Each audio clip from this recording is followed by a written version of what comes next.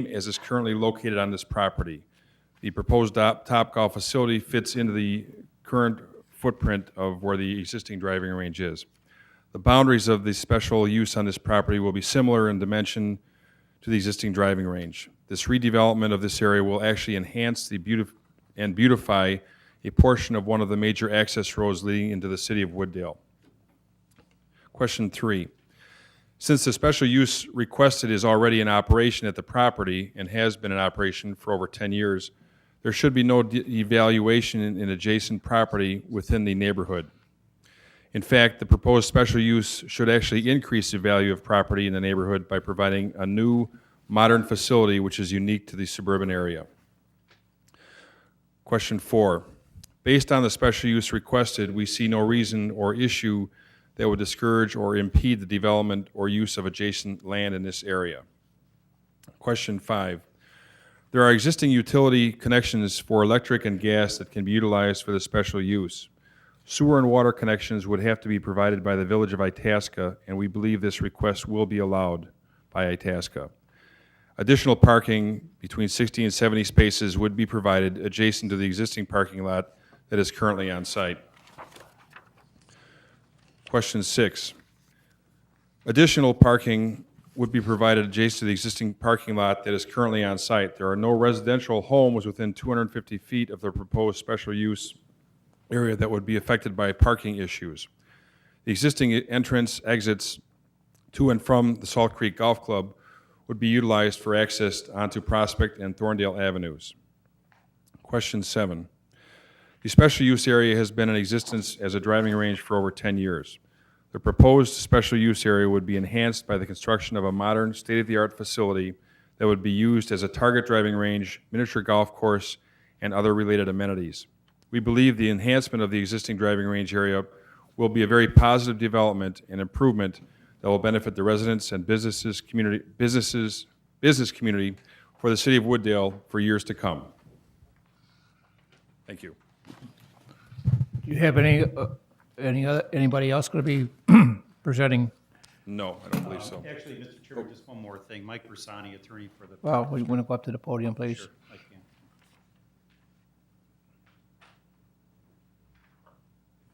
Thank you. I just wanted to get some exhibits into the record if I could, please. The first thing I have is the return receipts for the personal notice to the adjacent property owners within 250 feet, plus a list of those property owners and PIN numbers. So that would be the first thing I'd like to enter into the record. Okay, give it the court reporter, please. Okay. Do you number or letter these? Or? Well, she'll let her on. Okay. So that would be the first thing.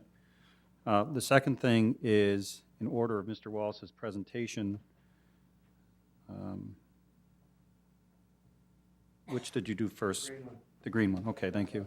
I have the CD, which was the, I'm sorry, this is a DVD actually, right, of the Topgolf presentation. That would be the second exhibit.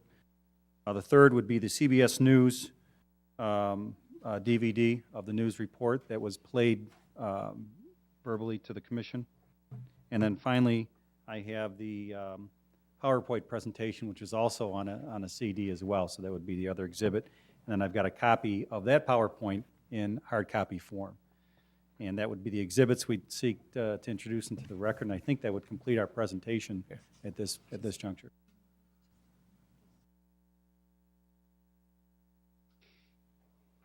Those exhibits will be part of the record now, and you'll number them, won't you? Thank you. Is there any questions from the Zoning Board of Appeals? Just one. I think it's a pretty neat product. Kind of curious, what kind of tax revenue does your market research show we might be able to see after this thing gets established after a few years? Well, it would be on the food and beverage and the merchandise side. Just to give an idea on Kingstown, I think we're looking at probably in the 350 to 500,000 range in each of those components. So somewhere between 700 to potentially $1 million, depending this is a little tougher in merchandise environment because you go up the street at Woodfield and you see some unbelievable Dick's Sporting Goods golf area and all that. So merchandise, it'll be a little tougher here, but it'll be in that kind of neighborhood. Dr. Madonna, you have any questions? I don't have any. Bert? No question, except what's the charge to play? The charge will vary from, it's because of the way the computer system is set up and we can track what the utilization is, all the way from what it would typically cost you at a regular range now if you play in a non-prime time, so which is roughly 10 cents a ball in that time frame if you for practice balls, all the way up, as the video said, it can be up in the $5 to $6 range on a prime time, which we would say Friday night at 8 o'clock. So, and again, to kind of equate that, I know it's kind of hard to say, but if 4 people are playing the game and it takes about an hour to play the game, roughly $5 to $6 for that hour of entertainment. Compare that to a movie, we compare that to bowling, we compare that to other entertainment venues, because this is really kind of an entertainment concept as well as a golf concept. But for the pure golfer, they're allowed to buy in bulk. We've got practice times that they can set up that can drive the price per ball down to a pretty reasonable level. Thank you. Mrs. Kopp? The only thing I was wondering about was the coverage of the land on the additional parking spaces and I'm presuming that would be no problem on stormwater. Well, that's a good question. The only thing I have is the fact that you're going to be putting these circles out into the field.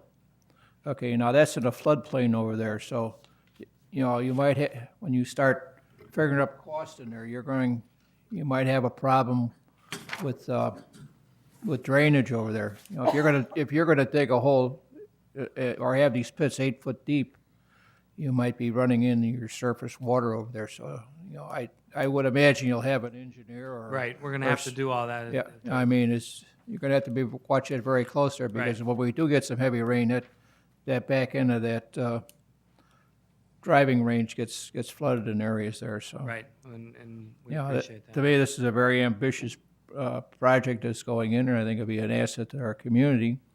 And at least, I think we won't hear from the teenagers, we have nothing else to do in this town, And that's, I'm so bored, I hear that from my grandchildren all the time, so Well, you can take your grandchildren to this. You can all play together. That's Right. the beauty of it.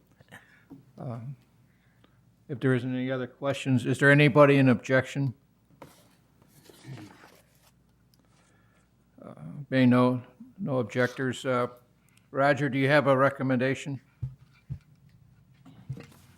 Yes, thank you, Mr. Chairman. Staff recommends approval of the special use request to, continue the operation by the Wooddale Park District of the Golf Club and Golf Dome facility. Thank you. Is there any questions from Mr. Nowak regarding his recommendation? The only other quick comment, who's going to be operating this? Is your corporation or is the Park District going to? It would be Topgolf, Okay, which is the same entity that's operating the Kingstown location in Virginia. And we had several of the board members who were nice enough to come out and tour it and come to the grand opening and meet people in the company and the staff. And so, yes, it would be operated by Topgolf. now you have a lease agreement with, We have an agreement in principle. We have not signed a lease agreement, but we have, correct me if I'm wrong, we've negotiated the terms of a lease agreement, and how long would that lease be? 30 years. Okay.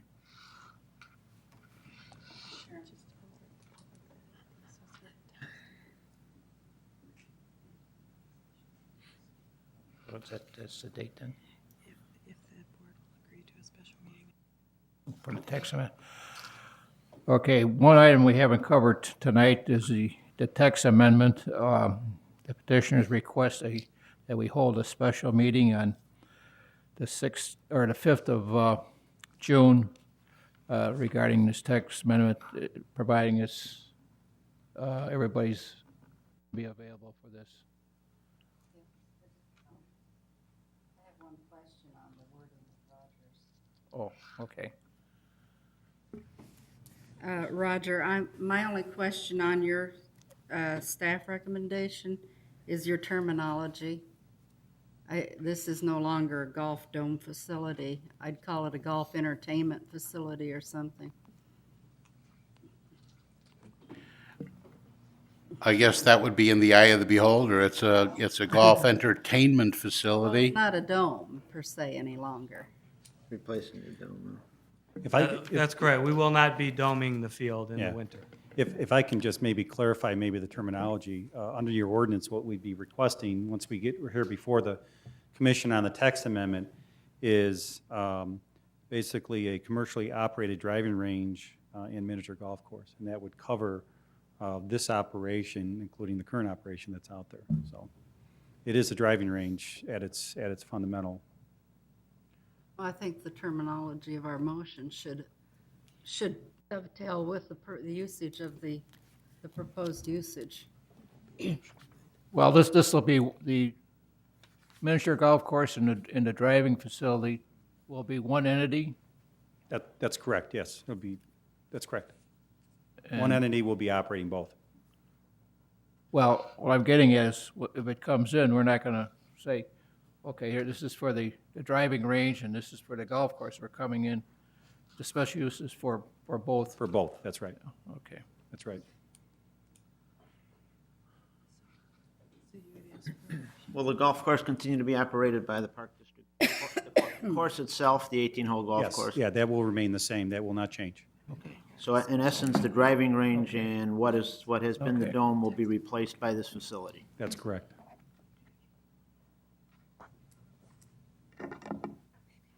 Is there any other questions? Is anybody in objection? I will,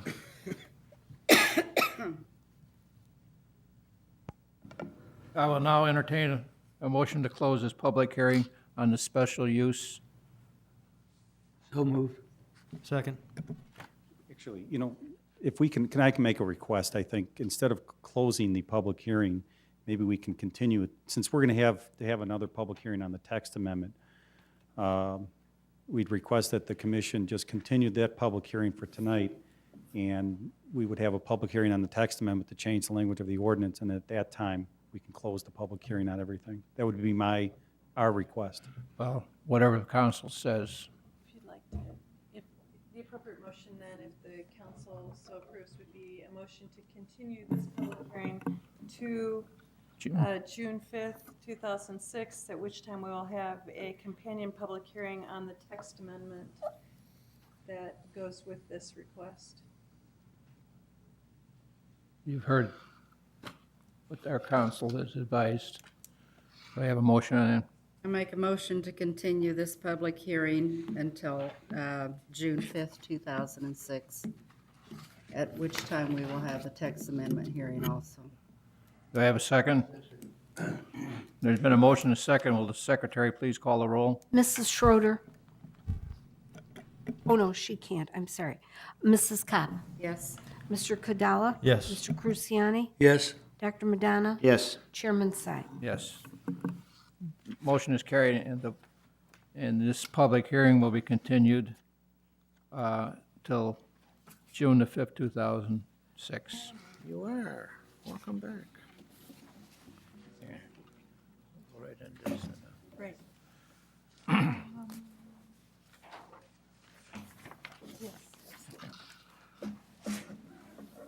Okay, we'll go right into the business portion of this.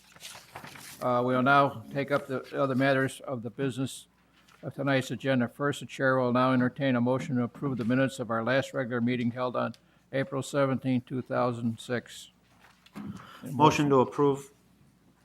Second. There's been a motion second. Will the secretary please call the roll? Mrs. Schroeder. Yes. Mrs. Kopp. Yes? Mr. Kadala. Yes. Mr. Cruciani. Dr. Madonna. Yes. Chairman Si. Pass. The motion is carried and the minutes are approved as presented. We will now discuss the evidence we heard regarding case number 06-B4 regarding the petition of Ramon and Esther Novena, owners and petitioners of property at 121 South Cedar, who are requesting a variance to allow for a side yard width reduction from the R3 zoning district of 7.5 feet to 5.27 feet on the north side of the property, and from 7.5 to 5.6 feet on the south side of the property to allow the construction of a second-story addition to the existing home.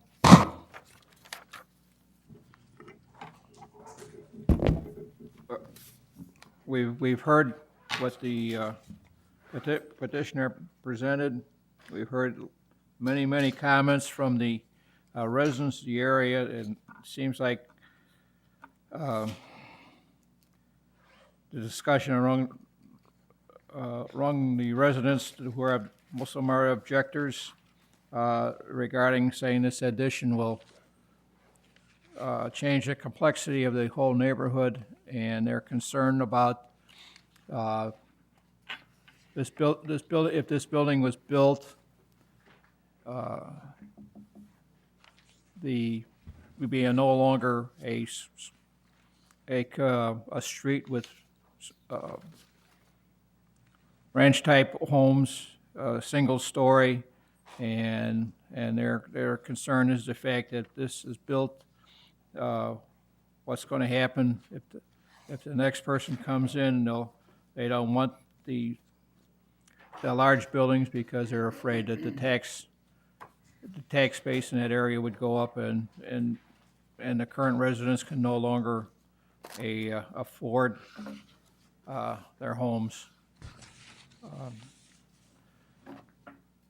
Is there any comments from the board? Mrs. Kapp.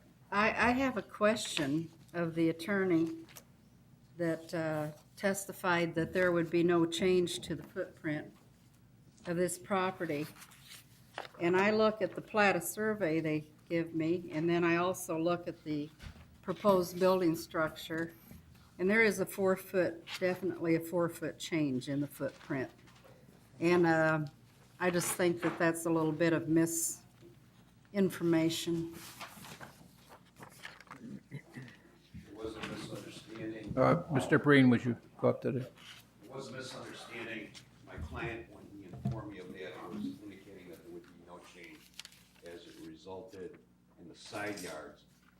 When I asked him the question, he said there was no change in the footprint. So I believe that there was no change. But there is a change, but there is no change in the side yards at all. Well- As I indicated earlier, my client is willing, there is a question, to move that, what would you call it, tower?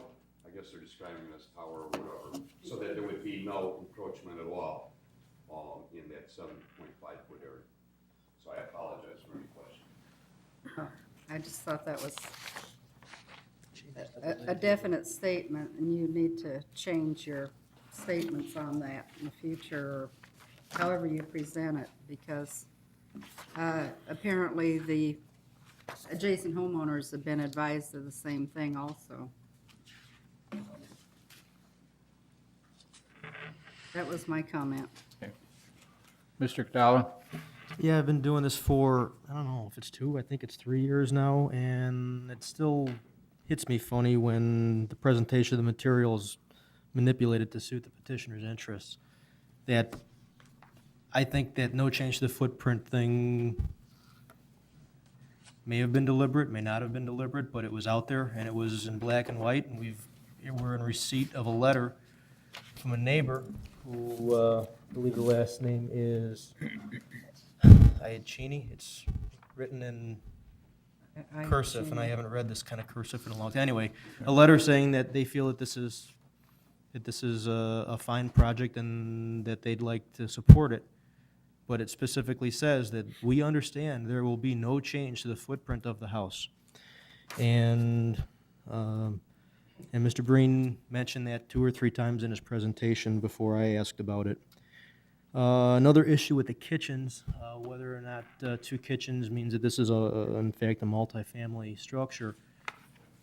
One school of thought is that if the kitchen areas are connected, it's technically 1 kitchen, but I look at this plan and 1 kitchen is walled off and has a door, and both kitchens areas have a sink and a stove, so, 7 years architecture school tells me that that's 2 kitchens.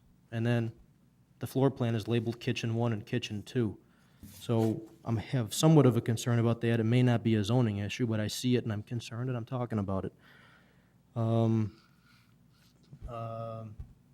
Mrs. Kopp over here had mentioned that one of the changes to the footprint in the front of the house is a 4-foot tower or turret.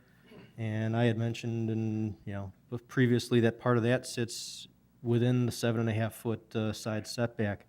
I understand that the attorney and the petitioner are willing to redesign this and get that out of the way, but that would require, I believe, amendments to the drawings and a whole other hearing. And I think I have a few other things here that I want to talk about that may negate the need to do that. Bottom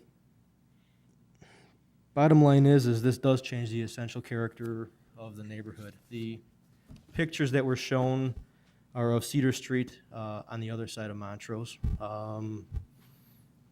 It's close. It's technically, I guess, 4 lots away, but it's not the same neighborhood in look or feel. You stand at the intersection of Montrose and Cedar and look north, and it's completely different visual than you get when you look south. I think I talked about this at the last hearing. The massing of the house is way out of proportion with everything else that's going on this part of the street. The house is huge. It would have been, second story might be great if you can figure out a way to lower that roof line down and just make it look more like a house than a 2-story building wearing a cap. I mean, that's essentially what's happening here with these big houses. I agree. I think one of the residents said that it's a beautiful house, and it very well may be, but I believe it's cited wrong. For us to sit up here and approve this that requires variances on both side setbacks, it's just the wrong place for this. But to further support where I'm going with this, I'd like to bring up the variation standards review. The second question asks, is the plight of the owner due to unique circumstances, and is the proposed variation not merely to serve as a convenience to the petitioner, but it will alleviate some demonstrable and unusual hardship? That hasn't been proven to me. This is simply for the convenience of the petitioner.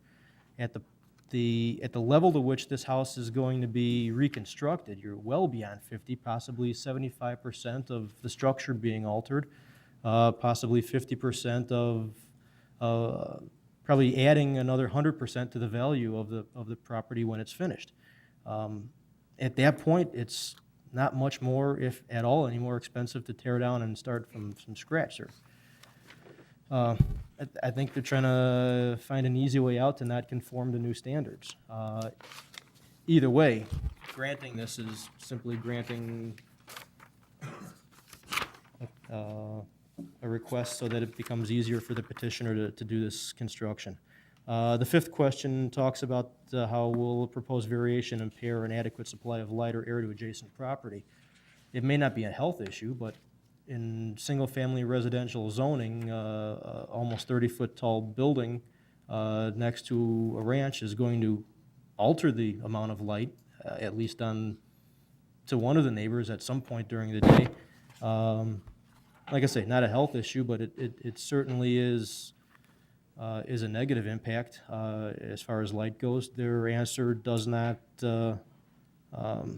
explain how this does not cause a problem. It just states that it does not cause a problem. And the sixth question, the proposed variation will not alter the essential characteristic of the neighborhood. I talked about that. It drastically alters the essential characteristic of the neighborhood. One other thing I would like to add at this point before I make a motion if anybody else doesn't have anything to add. I don't know if it's possible, but I think this is the right time to at least talk about it. I'd like to staff to consider, at least think about, somewhere in the future, some kind of an ordinance amendment that does not allow existing non-conforming situations to remain legal beyond the point at which the existing structure is altered by a certain percentage, and perhaps 50% is a nice round number.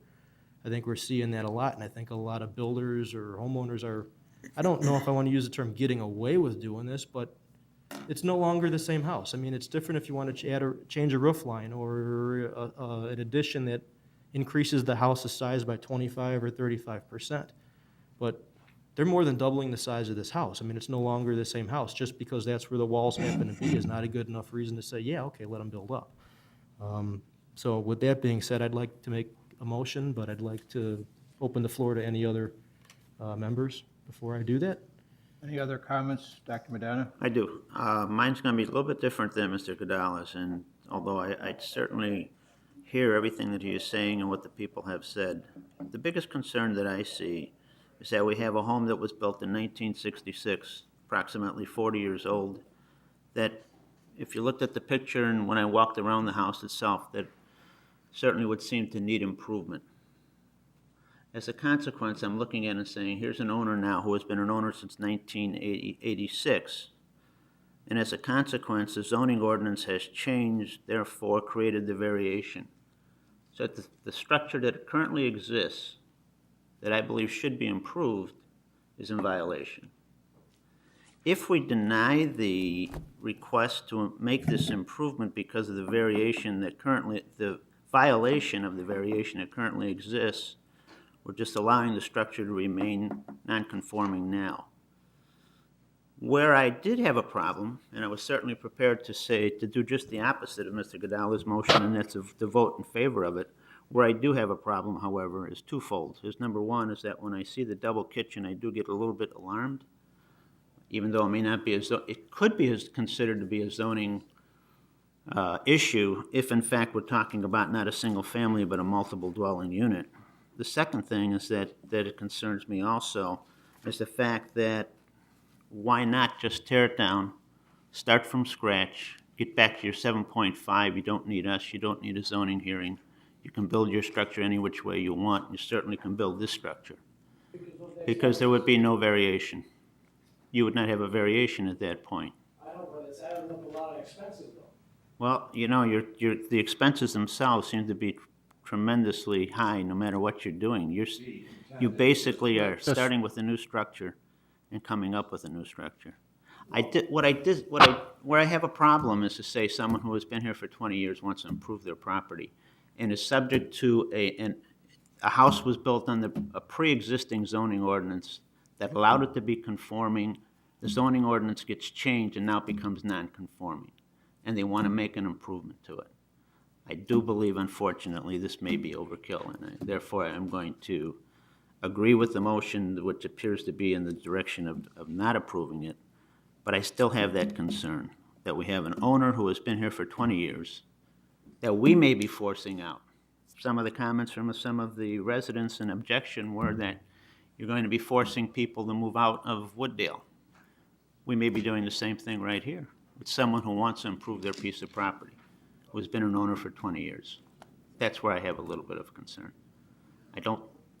I believe there may be a way of him building the structure he wants without the variations, and that's something he has to look at as far as the economics go.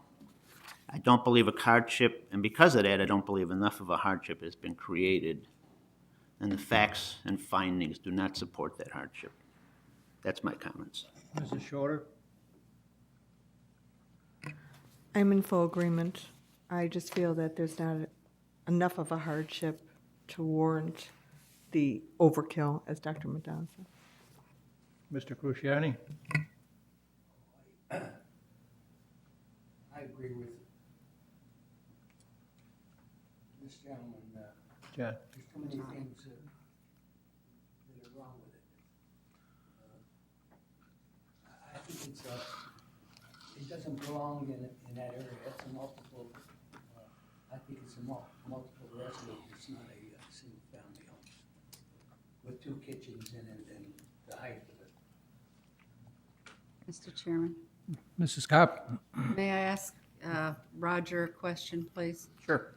Roger, it is disturbing to see a plat survey that says kitchen 1, there's a bathroom, there's a wall going into kitchen 1, and then an open area saying kitchen 2, and have a petitioner saying this is definitely a single-family home.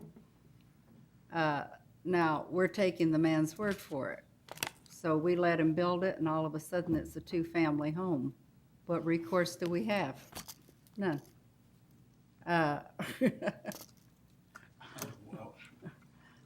What's your question? The What point, is our recourse? Because now the neighbors have a neighbor with a single, with more, with, that's not a single, a multiple family home. Wait, just a moment, just a minute. This, no, I asked Mr. Nowak, and then you can have an opportunity to talk.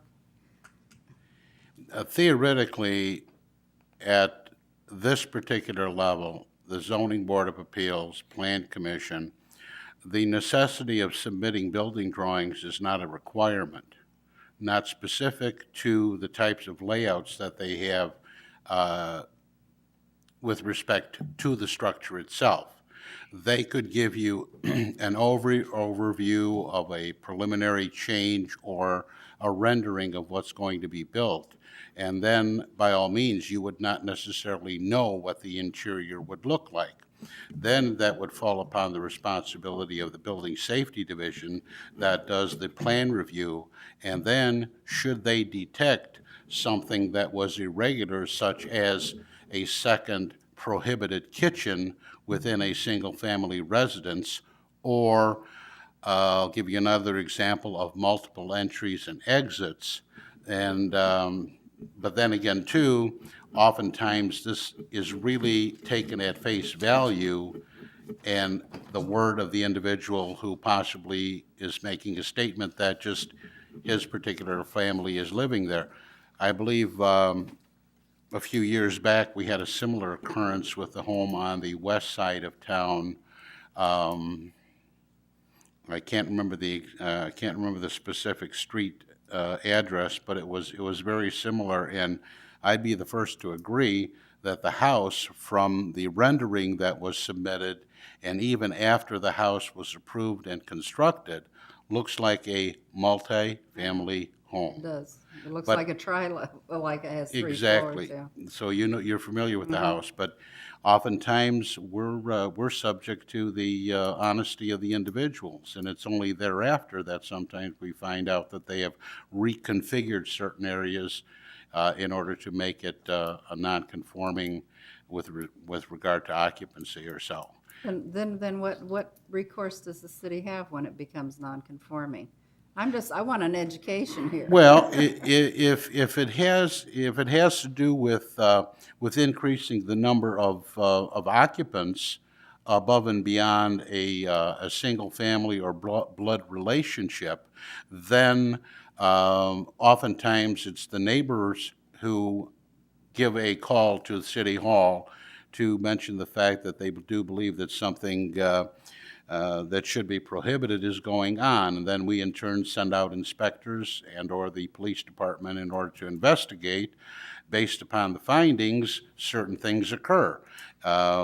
We have situations where people have had to go to court in order to be advised by the judge, by the presiding judge, that they are breaking the law by turning their home into a multifamily dwelling. They pay a fine or whatever, and then they have to undo what was done. And most specifically, oftentimes these situations are done without permits. And it's at that time that we find out. But in the interim, again, oftentimes these situations take place late evening hours, on weekends, on holidays, and it's not easy to be omnipresent. But I hope that helped or answered some of your concern. Did. I just wanted to know. Yeah. Thank you. You're very welcome. I have a question for Roger now. Okay. How old Okay. is the bulk of our zoning code? I beg your pardon? How old is the bulk, the 30 years. 30 years? Okay, so now my response to Dr. Madonna is, I agree with you that it is extremely unfortunate if a decision to deny here tonight would force a 20-year resident out, but that 20-year resident could have known at the time of the purchase of the house that it was existing non-conforming, and it could have, at that point in time, altered that that individual's decision to purchase the house because they might have an issue or a problem modifying that structure later. So I think I would really lean more towards what you were thinking if the zoning code was newer than the date of the purchase of the house. Yeah. The point that I wanted to make, and the most important point to me is that a violation currently exists. There is a side yard of only 5.6 and 5.7. Whatever we do tonight is not going to change that. We cannot bring this property in conformity unless it's tear down and start all over, and then he can bring it into conformity. All I'm looking to see is if we can eliminate some of the conformity. You're right. I think the most important element of our standards is, will it change the character of the neighborhood? And I agree it will. But I still say that there is a plight here that we have to consider in the future for other homes on that street. And some of the same residents will be before us in a year or so.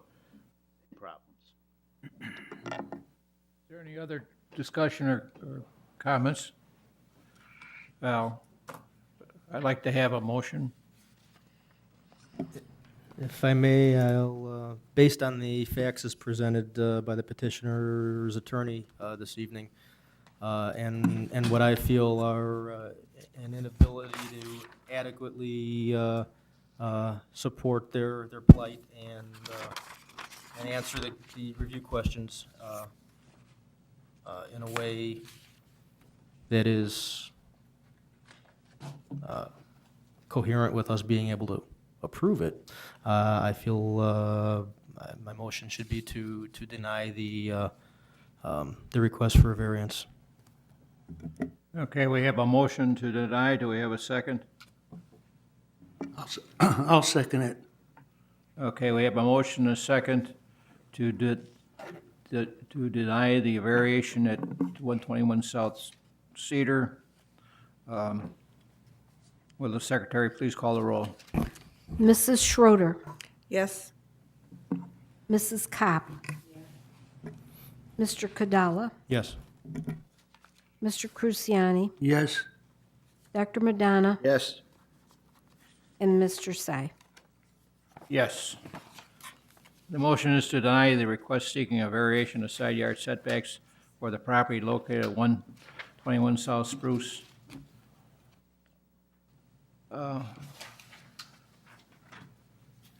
On the findings set forth by staff report and stated by the, On the findings stated. okay, I'm sorry.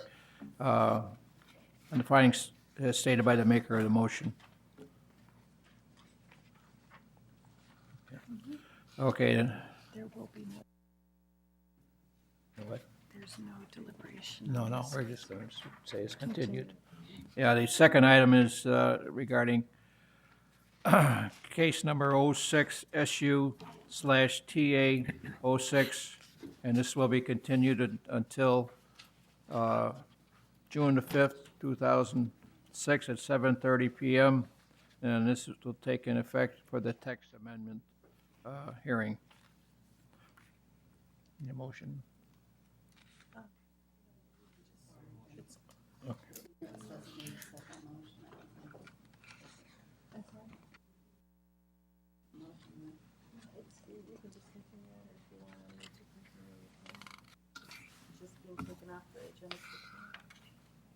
Let's just clean it up. I'll make a motion to continue it until the, was it June 5th date that's been given to us? Second the motion.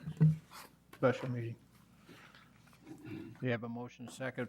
Secretary, please call the roll. Mrs. Schroeder, Abstain? oh, I keep forgetting that, sorry. Mrs. Kopp, Yes. Mr. Kadala, Yes. Mr. Cruciani,